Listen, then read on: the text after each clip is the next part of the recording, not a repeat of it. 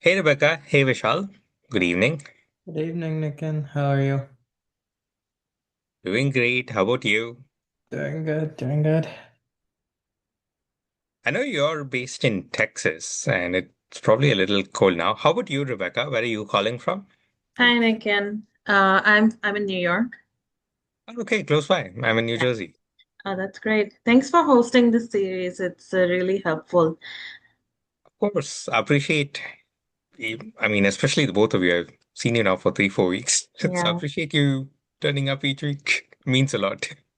Thank you. I It's really appreciate you good guys. and can't miss it. Wonderful. And I know we have like an agenda this week, which is we're going to cover like awards, memberships, and press. But what would you like to cover for next week? Do you have any thoughts, Rebecca? And I'll come to you, Vishal, in just a moment. I was thinking about critical role. Is that one pillar? Okay. Yeah. So I was really interested in learning about that. Okay. Yeah. How about you, Vishal? Um, I know there's lots of different stuff. I actually missed the last one. Would you mind letting me know which was the topic that was covered last week? That's a good question. I have to let me check the slides. Okay, no Yeah, it was problem. original contribution. I Original remember that. contribution. Yeah. I don't want to Original. misquote. Yeah. Yeah. Yeah, I We think. did original contributions last week, Vishal. Gotcha. Okay, and what's the topic for today? Actually, it's three criteria. So it's awards, membership, and press. Okay. There's actually not enough material to cover each of them in separate sessions. I kind of group them together. I see. And what I was thinking for next week is to bring an attorney in or to bring a recipient in and to just do an AMA, right? So keep it more holistic. But that was one idea that I had. But I hear your feedback, Rebecca, is it'll be good to just close the loop on the different criteria and to cover the critical role too. Thanks. Actually, the AMA also sounds nice. I mean, either way is great.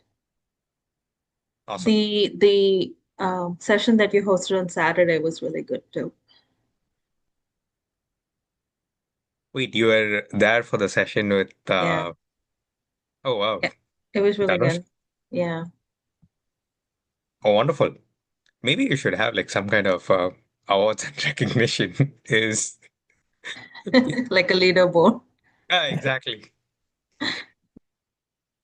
Hey Nick, and one idea I had was maybe one of the weeks, maybe instead of doing something that's like theoretical where we're just kind of following along with the content that you've already made, maybe one could be a more hands-on week where maybe we're like paired off in like sessions, like little like work groups where we're actually starting to build a profile, whatever category it might be, just so it has like an hour of where we're actively working on this as opposed to just doing it on our free time. And then you can also give us tidbits or like tips on how you would, go about changing it or something like that, just so we have like more of a working session rather than just like a we're listening to the That's a great aspect. suggestion.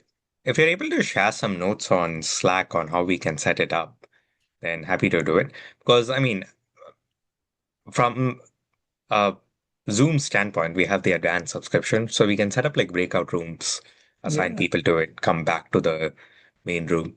So it's more on do we need separate moderators for each room or hosts for each room who can lead part of it? Because Mhm. then I'll have to loop in maybe a few other people to help with that. So, whatever Mhm. form that takes up, if you're just able to think about it a bit more in detail on what would be most helpful to you, Absolutely. and Yeah, just I'll put share some notes a together and plan. Yeah, let you know. exactly. So, that's something also we can experiment and improve on. Yeah, for sure. Awesome. Now we have a critical mass of people. So I'll get started with the session. Hey, everyone else. Vishal and Rebecca, as maybe some of you might have gathered, have been very consistent in terms of attending the sessions. So I think I've been virtually meeting them for the past month and a half now. And I do see a few other names. So I appreciate those of you who have been to a bunch of our sessions for taking the time and being regular participants as well. And what I just wanted to take a few minutes to do before you folks joined was just to get feedback from them, right, on how we can improve, whether it's in terms of the content, but even also session wise as well. So, for those of you who are joining here for the first time, my name is Nick Taran. I'm one of the curators of Open Atlas. So, Open Atlas is a 501c3 nonprofit.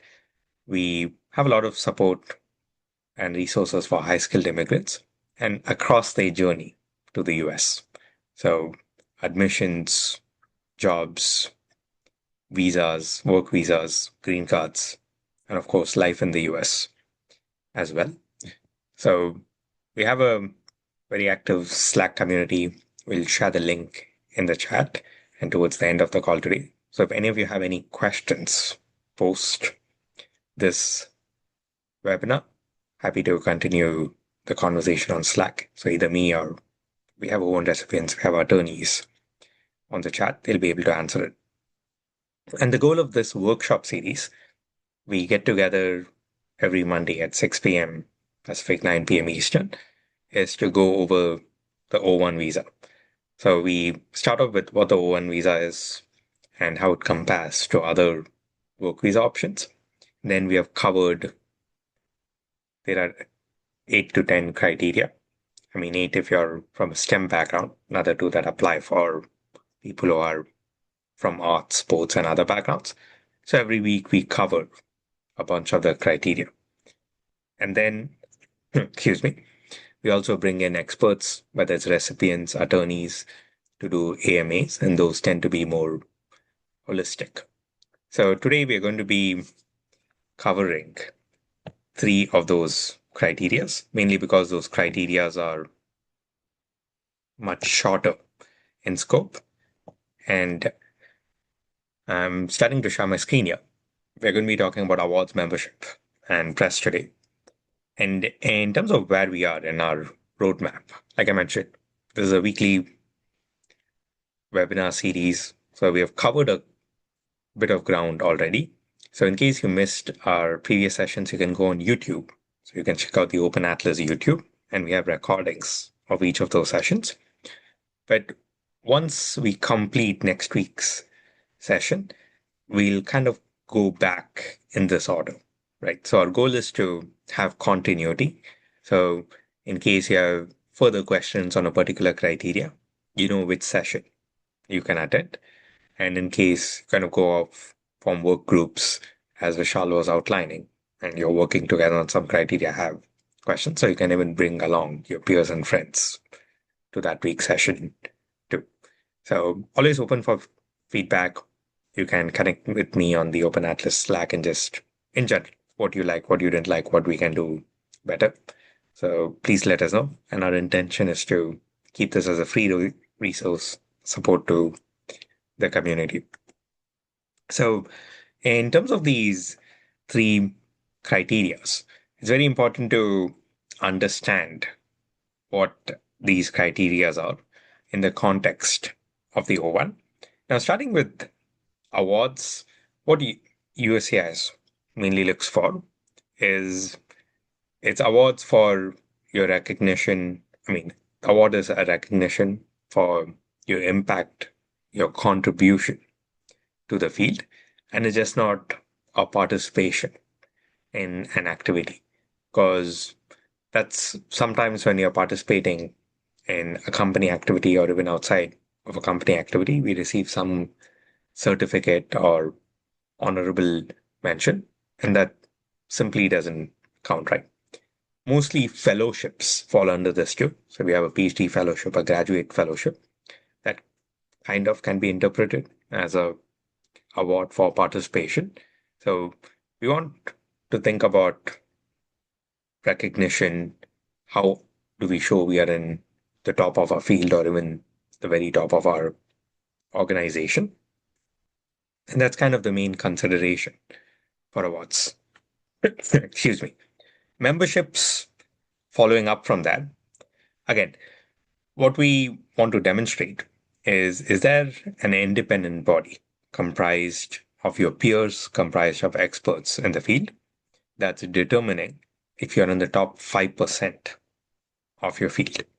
So the key here is the organization is in your field, it's distinguished, and that might be a bit of a subjective term, but that's the way USCIS phrases it. And then there's an selection process, an independent evaluation process. So there's a set of criteria that are laid out for membership. And finally, there's a jury. So there's a panel, there's a board comprised of your peers, comprised of experts in the field who are making this decision. So there's kind of a rubric around memberships. We'll go into it in a bit more detail, but on a high level, that's what's important to understand. And finally, in terms of press, you the key consideration here is this an independent media coverage? So a lot of people, they might try to self-publish their own press or, excuse me, get a very common question is, hey, what if I have a LinkedIn following or on LinkedIn for my articles or about me, I'm able to get some coverage. So the key here is, can we show the independence or not? So typically these are media outlets, trade journals in your field. There are journalists. These are independent editorial process as well. So that's part of the consideration for press too.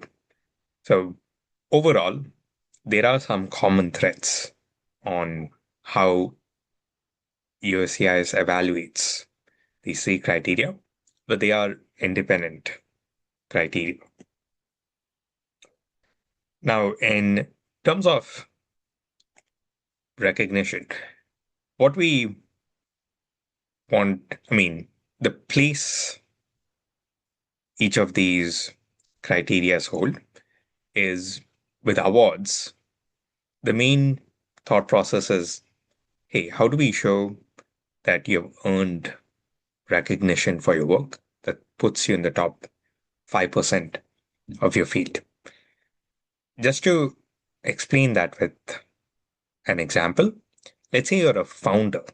So when you're a founder, one of the ways in which you can show an award is actually VC funding. So VC funding is very competitive.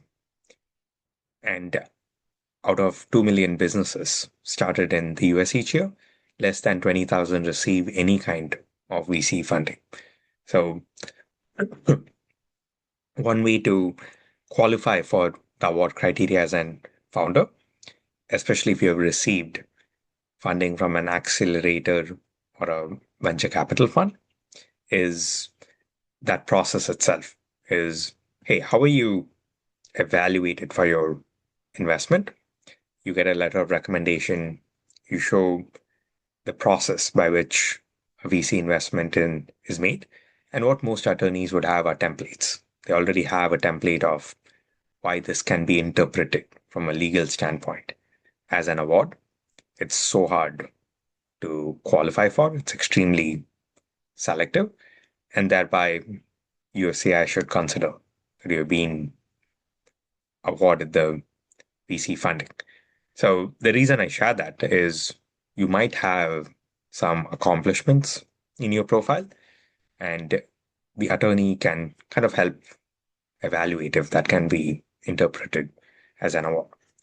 And I'll share one more example, which is a lot of graduate students, PhD students and postdocs, and sometimes even people in industry, they receive grants as well. So grant funding is a very good example of an award because it kind of follows a similar evaluation framework as I outlined before. Now, moving on, in terms of memberships. So here, again, it's important there's a selection criteria, there's an body comprised of your peers who are experts in the field.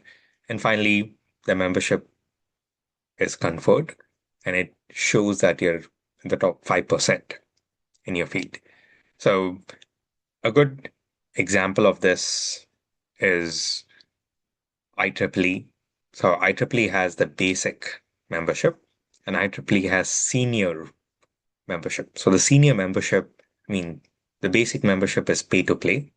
So, you just pay a fee and you become a member. Unfortunately, that's not selective enough. So the senior membership, though, you need to do the referrals of existing senior members.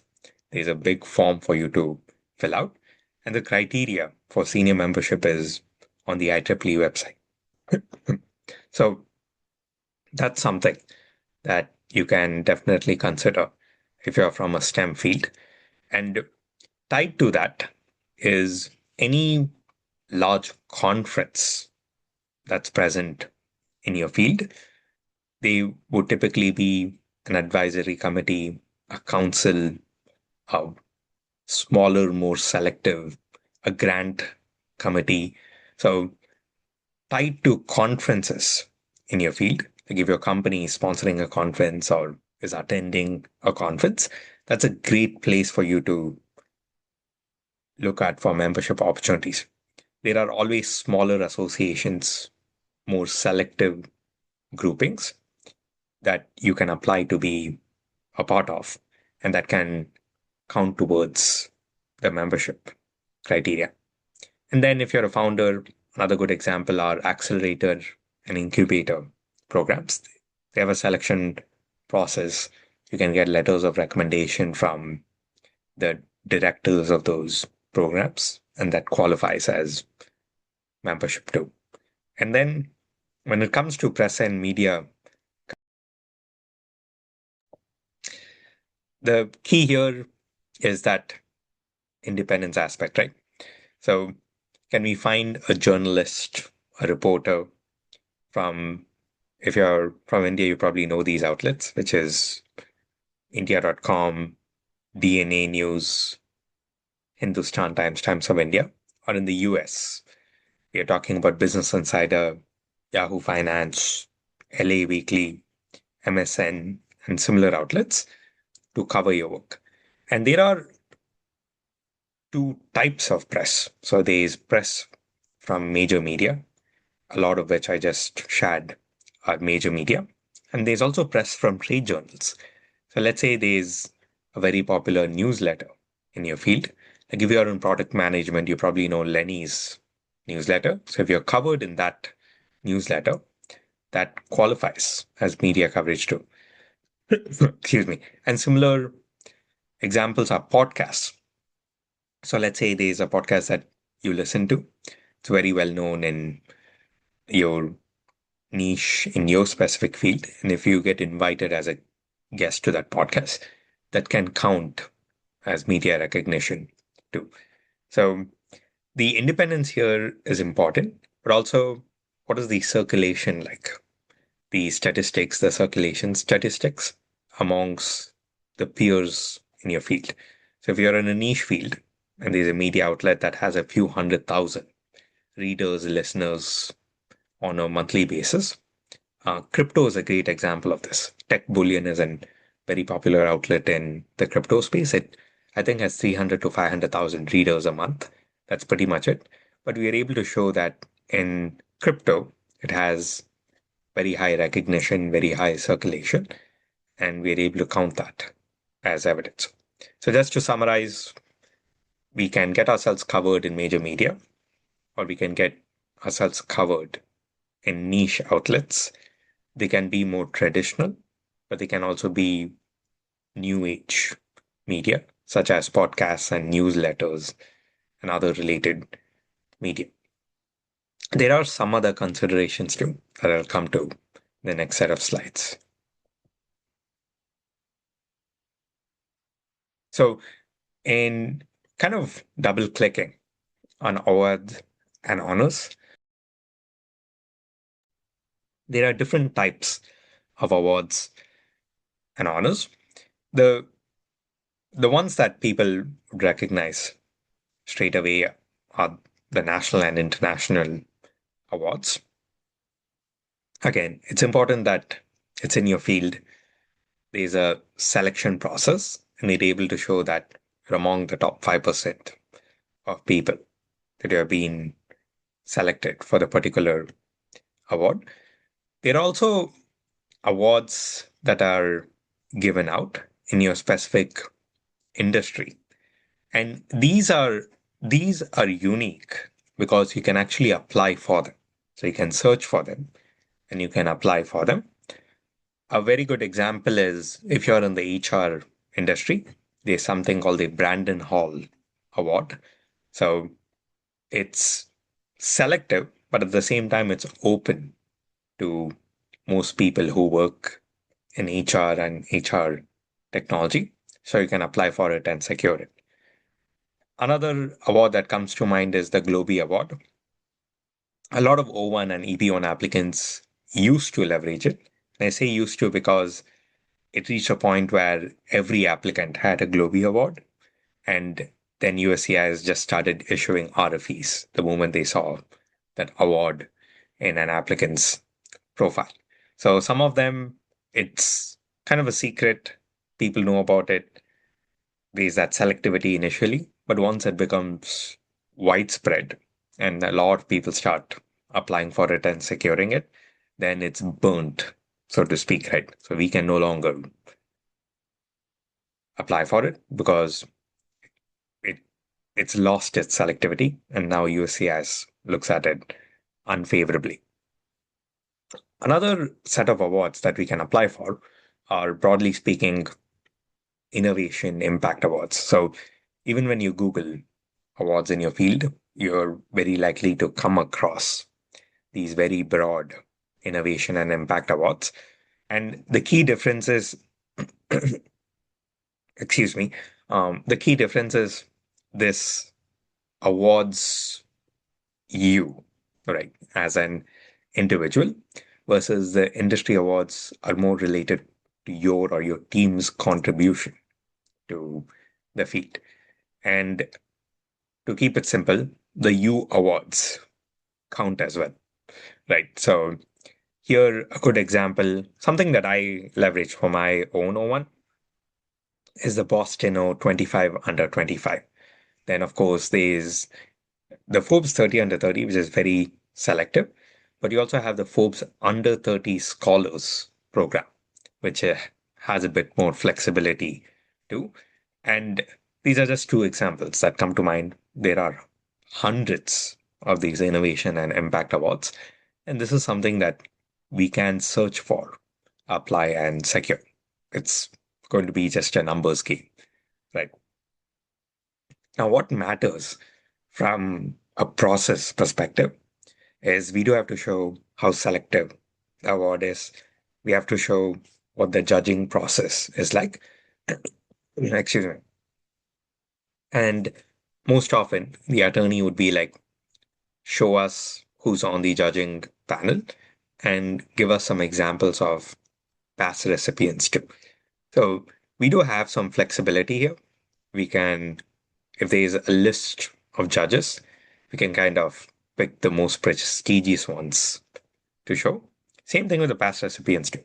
So you can pick 3 to 5 very prestigious past recipients to show. And this could be even 5, 6 years before, because those recipients likely would have gone on to achieve even bigger things than where they were at in the career. They applied and secured those awards. So that's a bit on this front. And I'll just take a pause to say that in case you have any questions, please feel free to share them in the chat. We'll get to them at the end of the presentation. And if someone has already asked the question, please upvote it. So we'll make sure to prioritize answering that question. Now, when it comes to memberships, what's there is a subjective component here as to what is a prestigious membership. So that's something we'll have to just gather documentation to show, which is, does the membership association itself have press coverage? Is it mentioned by other reputed sources? If it's a nonprofit, does it have partnerships, associations with other reputable nonprofits and such? So part of our work here is also proving that the membership is prestigious. And then we show the process itself, that there's a rigorous selection process, who's on the selection committee, any current and past members, what have you. A main source of evidence for the membership criteria are letters of recommendation. Because many times, I've faced this RFE myself. A very popular membership organization for people under 30 is the World Economic Forum Global Shaper program. This is something I'd recommend all of you to check out. Actually, the cutoff age might be H1, the cutoff age might be closer to 27 or such. So that's something to confirm. It's under 30, but it might be 27 or 28. And WEF, they have chapters in cities around the world. They probably have 300 chapters or something like that. But online, you won't find you'd find little to no information about the selection criteria. So the way to demonstrate that this is a prestigious membership organization, it's a selective membership process, is through a letter of recommendation. So you have to find the chapter head who will give you a letter of recommendation that has all of the necessary documentation for the O-1 purpose. So just to summarize, there's work for us to do to show that the membership organization is prestigious. Then there's also work for us to show the membership process, who's on the board, the selection committee, any current and former recipients. We have to gather objective evidence on this, as in the buzz about the organization. But one other important documentation to gather are the letters of recommendation from someone on the selection committee or the chapter head itself, or whatever the case may be. And then when it comes to press and media coverage, so as I mentioned previously, you can focus on major media, you can focus on new age media, you can focus on trade journals in the field. And now coming to the type of articles. So here you have a lot of flexibility. So this can be about you and your work, right? So you growing up, coming to the US, the impact you've had on the field, it's more of an interview, but it can also be your feedback or thought process on where the field is headed. Hey, this is where I think AI agentic systems are going to be 5 years from now, or robots are going to be 5 years from now. And at the end of the article, there's a about section where they cover your journey as well. So there are a few types of media articles that are possible. It can be about a trend in your space. It can be about a specific project that you worked on with a former employer. You want to leave your current employer out of it because you might need permission from HR. It might be a conflict of interest. But former employers are fair game. So you can talk about a successful project deployment that you did. And finally, it can just be about, excuse me, if that's not possible, let's say you worked for an employer like Apple or other super secretive employers, it's best to leave that out entirely and then just focus on your accomplishments. So where you came from, how you ended up where you are now, where your career is headed. So that would be more of an interview format of an article. And tied to that, which is what should the media article talk about?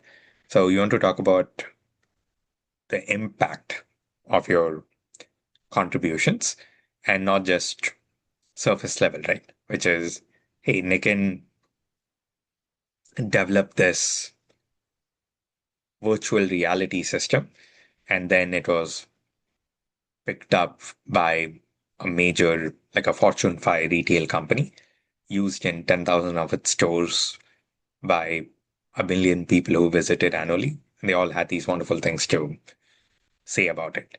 And here you can choose to deliberately keep the name Walmart out of it. If it's an employer you worked with and you signed some kind of NDA with them, you're keeping this specific enough, but still high level enough. And you have these metrics that you're sharing that the attorney can then use in your petition, and they can highlight that, hey, look at the impact that the applicant has had, and it's been covered in major media. Now, there are the most common mistake applicants make here is the finer points. And what I mean by that is for something to be considered major media, the article needs to have the journalist's name. So it cannot be from the trade desk, from the business desk, from news release. So the journalist's name has to be clearly mentioned. Otherwise, it cannot even be accepted as evidence. Number one. Number two, the date has to be mentioned because sometimes in certain types of articles, it says 2 days ago, 6 days ago, and the date isn't visible at all. So this is fundamental. The journalist name has to be mentioned and the date has to be mentioned too. So this is what makes it eligible as a media article. And then, as I shared, we want to have more metrics around your work itself. So the impact of your work. The articles can take different forms and different, I mean, media today is evolving. So whether it's a newsletter, Substack post, a trade journal, major media, even a podcast interview. So a lot of things can be counted as media today. So overall, in a very common question that applicants have is, hey, Nick, can understand what the media criteria is. How do I get access to this? And the honest answer is, I mean, there are vendors available where if you pay a fee, you get featured on media. And the reason I share this is how newspapers make money, right? So they have a contributor section, they have a columnist section, and all of those articles are kind of paid for. That being said, in terms of the process itself, you still have to be connected with the journalist. They still have to interview you, put the article together. There's still independence and editorial independence in the overall process, which is how it qualifies for this criteria. So, just to summarize my thoughts there, almost every media article I've come across is paid in nature, but the payment itself doesn't make it unfair and such.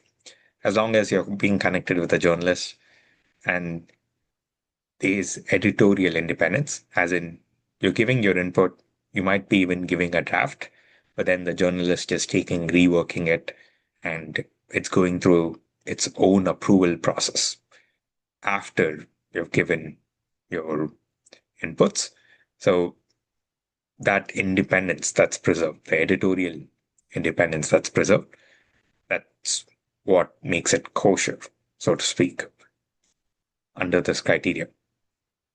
So if you have any follow-up questions, I'm happy to expand on it. But just wanted to share in case someone asks you for a fee to publish an article, that's completely normal, especially in this specific criteria. Now, in terms of recognition itself, what a lot of people get a bit confused over is how prestigious does an award or membership have to be for it to count, right? It's very field dependent. Sometimes it might be subjective as well, but a good rubric to follow would be the selectivity. And this is something even the attorney would ask for more information on, is how many people are applying for this award or membership criteria each year, and how many people are being approved. And this is something which is chat GPT basically, or you can even ask any existing or past members and awardees on some metrics, and we can get a letter of recommendation to that effect. So the acceptance rate is a big factor. Along with that is the judging criteria itself. So what are they selecting you on? So sometimes organizations are subjective, which is if your profile is impressive enough and one of the people in the organization talks to you, they're very likely going to accept you as a member, for example, right? Which is what happened to me in the case of the World Economic Forum Global Shapers. So now how do we come up with a judging criteria? Again, they kind of mentally did this, which is they went through a criteria, but the key is to just verbalize it, get it in writing, and have some more documentation around it. So the best way to do this is to just kind of align it with the O-1 criteria. So you go to your attorney and you're like, um, Mr. or Mrs. Attorney, do you have a template for a membership criteria letter of recommendation? They very likely would have it. It would have the keywords that the adjudicator is looking for. It would have kind of the process to follow to. We just customize it for this organization's field, the organization's mission statement and such, and we get that LOR executed. So the LOR is the letter of recommendation. So just to summarize, we need information about the selectivity, and most of the times in terms of the selection process, the actual judging process itself, we would need to get a letter of recommendation signed because very few organizations already have that mapped out online. And on the prestige side, the best way to show it is putting together a list of past recipients, putting together a list of who's on the board, who's on the judging panel, and any press coverage, any awards that even the organization has received, and any partnerships that the organization has. So that's a very good indicator of prestige. Now, the main way we look at recognition when it comes to press coverage, it's actually the circulation statistics, right? So we go to SimilarWeb, we go to other third-party sources, and I mean, in YouTube you can see the number of people who are on Spotify. You can see the number of downloads on YouTube. You can see the number of views. So there are independent ways to just look at the readership, the reach, the impact that your article has had when it comes to press. Now, overall, in terms of an action item homework, what would I recommend? And this is if you haven't gotten started with this process, we can definitely brainstorm on how to get started. Let's say you've been doing some work on your profile and you want to crystallize, okay, which of these evidences can I use? And I should kind of even put in my profile evaluation and send it across to an attorney. So, first and foremost is what makes this recognition selective. You just want to gather as much documentation around that. Another search you can do is who else has received this recognition, right? So you can go on LinkedIn, especially if it's prestigious enough, people update their LinkedIn with it. So whether it's under their experience section or under the volunteer section, they might have the opportunity. And what did you kind of do to achieve it? This can be mapped out in a letter of recommendation. And then how does this elevate you in your field? This again is not in a letter of recommendation. It's more in the statement that you'll be sharing with your attorney for your O-1. So you'll be like, hey, this is my background. This is what I've achieved. So you would include this recognition. And this is what it would overall help me do. So to continue working in my field of expertise. And finally, it's about or reinforcing that selectivity, right? So what what makes it harder, or why doesn't every other peer of yours also have this recognition? So the reason I'm keeping on coming back to it is this is the most common RFE that applicants receive for this criteria. Is that, hey, the outlet where you have your press coverage in, or the association you have a membership in, award you've gotten, it's not prestigious enough. It's not clear to us that it's reserved for the very top people in your field. And because that's a very common RFE reason, from the get go, you want to select for opportunities which are, which, I mean, for lack of better words, it's getting ahead of the RFE. So if this is the RFE reason and we are where we are today, how do we basically combat it? Right? So how do we identify the right opportunity, gather the right documentation? So we remove the risk of an RFE altogether. And in terms of what we are going to gather as documentation, so we likely need to have certificates from the awards. We need to have that letter from the membership organization, press articles.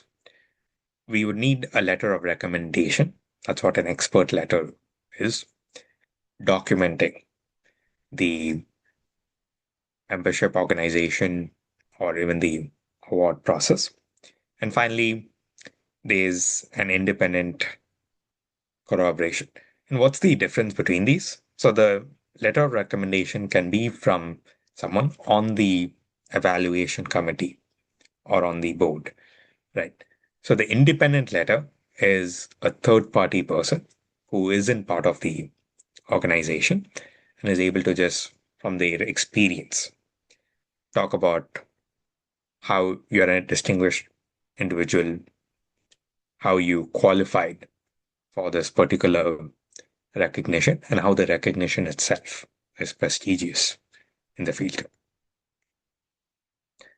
So, in terms of the a few other common mistakes that we see, which is participation awards, right? Like I mentioned, fellowships, especially among graduate students, PhD students, that's a common participation award. Grants are different. So grants are awards that can be used as evidence, but fellowships are very common. So submitting those raises the eyebrow of the adjudicator. So is Employee of the Month, Employee of the Year, those type of participation awards. And as we discussed before, joining IEEE with just paying a fee versus an IEEE senior membership. So any basic membership organization, that's very hard to justify under the criteria. Excuse me. And when it comes to company PR, here I'd like to draw out nuance because let's say you're featured in Amazon AWS's blog for the work that you've done. There are probably a million developers around the world that read the AWS blog. So it still can be leveraged as press. However, we're talking about Amazon or we're talking about AWS. It has huge global footprint. Most companies don't have that. So if your name is mentioned in an internal blog, it very rarely can be used. Or let's say if it's a Slack shout out that you got or something similar, right? So there's a huge email blast that happened and your name was mentioned. So all of that just cannot be used as PR. That being said, if you do have a question, if something internal can be used as PR, you can ask it in our community or happy to get that evaluated by an attorney. And another common mistake is there's no documentation around selectivity. Again, here, we can get a letter of recommendation from someone who's part of the organization. We get an independent letter from someone who's experienced in the field that documents the selectivity. But even if those letters don't have specifics, so they don't specifically say, hey, this recognition is for people who are in the top 5% of their field. Here's how many apply. Here's how many who get selected. Then it's not very helpful to make legal arguments. And there's something even the attorney would warn you about. Excuse me. And something else which is a bit more on the common sense side is just quality, right? So if you have 2, 3 recognitions which are higher quality, that's much better than collecting 7 to 10, which are medium to low quality. So that's pretty much the main points I wanted to cover on these 3 criteria. I think the criterias in themselves are self-explanatory. So these are pretty simple to kind of get your mind around. Hopefully, one of the things that you take away today are what specifically USCIS looks for on these criteria and how you can gather the documentation around it. I'll take a pause here. Happy to answer any questions.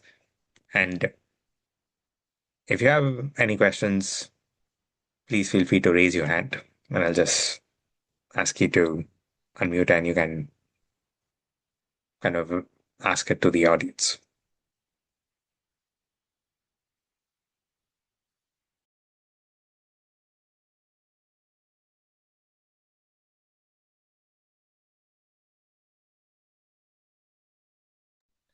Oh, my co-host just told me that there are some questions in the chat. I might have missed that. Let me answer that and come to you.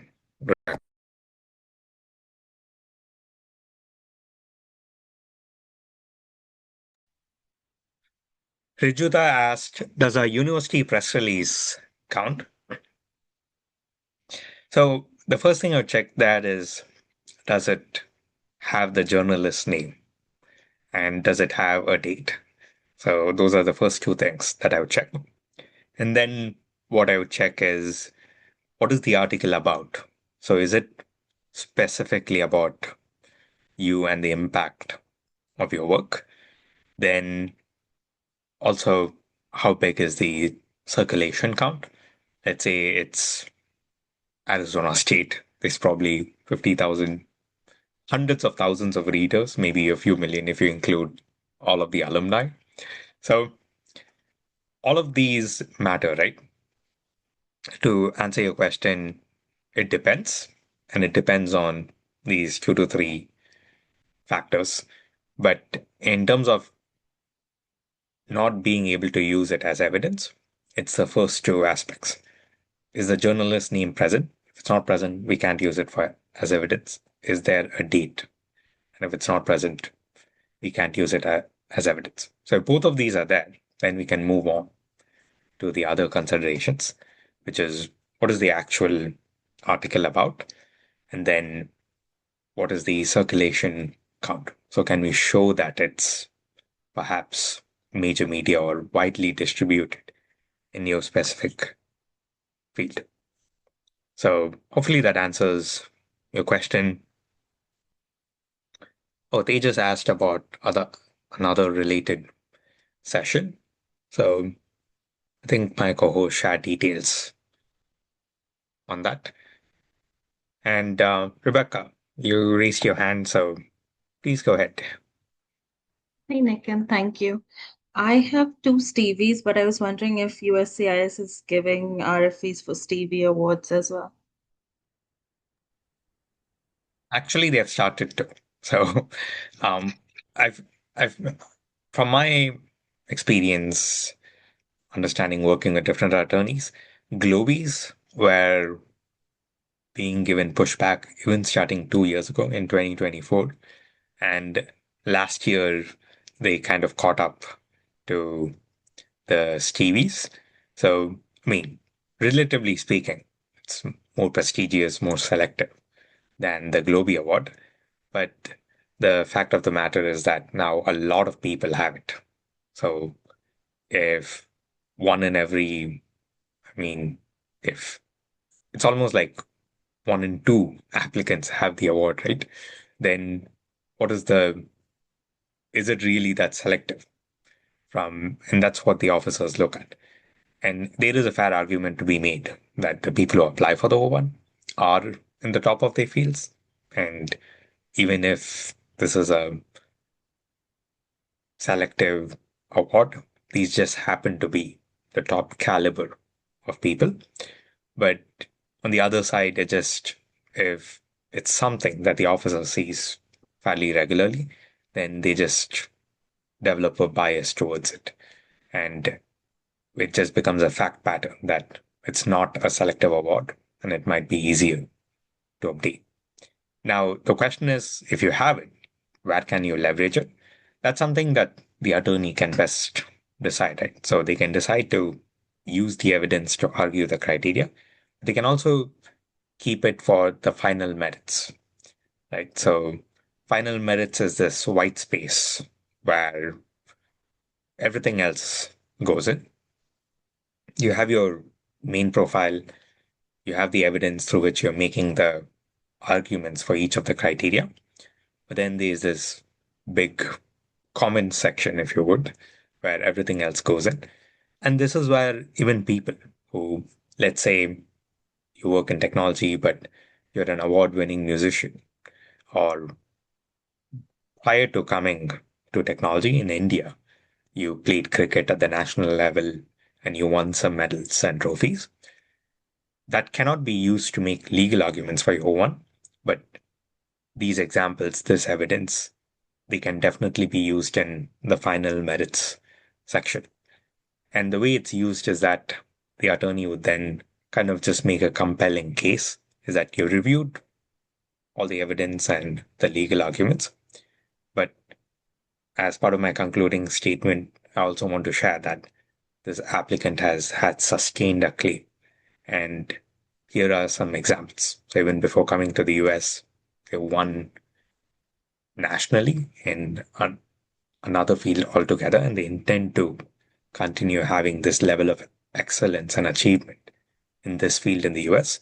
Or hey, even here in the US, they are accomplished in the field that we're applying for. But in their own time, they have also accomplished these other things in a non-related field. So that's hopefully that helps answer your question. Is it's great that you have those awards. Congratulations. but an attorney can best determine if they can be Yeah. used for the criteria versus in the final merit section. Mm-hmm. Thanks, Nikhil.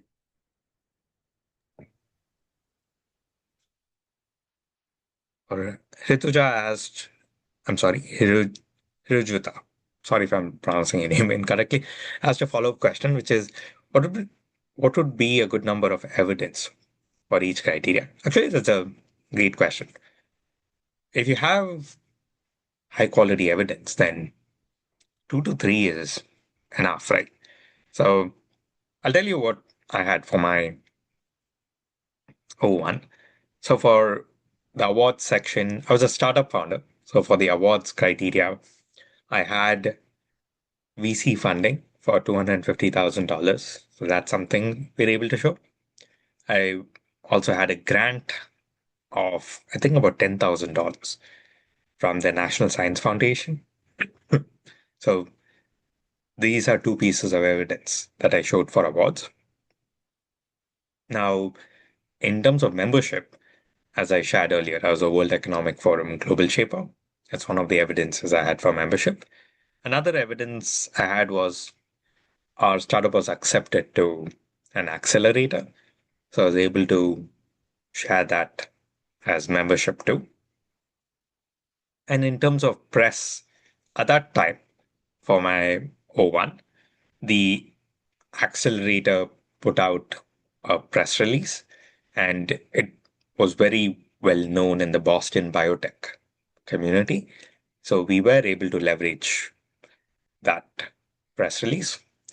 I also had, I was also covered in Bostino's 25 under 25 list. And we strategically used that in press instead of awards. So that went under the press criteria. I also had coverage from my university. It was Huntington 100. I went to study at Northeastern University.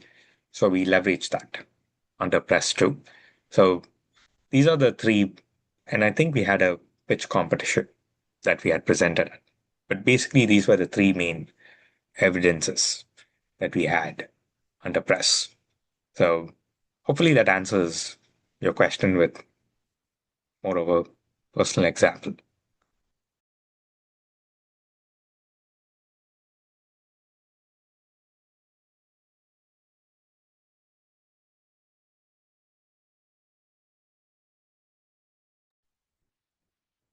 Awesome.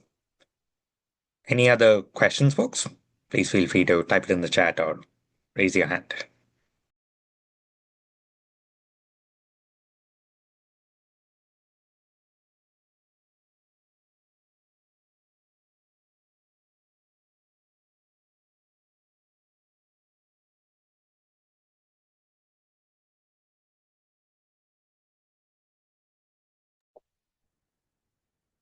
This was a quick session today. And in case any of you have follow-up questions, please feel free to message us on Slack and happy to answer it myself or have another recipient attorney answer the question as well.